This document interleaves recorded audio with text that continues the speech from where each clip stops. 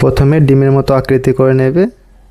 আর যে ড্রয়িংটা আমি আজ দেখাচ্ছি সেই ড্রয়িংটা হলো একটি মহিলা বটি দিয়ে মাছ কাটছে। দেখো আমি স্টেপ বাই স্টেপ দেখাচ্ছি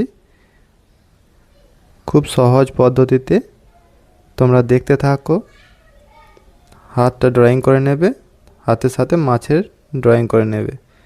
তারপর ডান দিকের হাতটা লাগিয়ে দেবে, তারপর মুখের ফেসটা বানিয়ে নেবে। চোখ, তারপর চুল, কান, কানের বানিয়ে দেবে।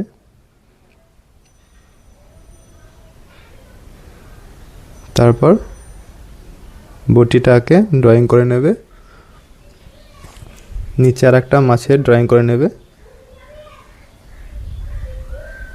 তারপর কাপড়টা একটু ডিজাইন করে দেবে, দেখতে ভালো লাগবে। তুমি চাইলে আরও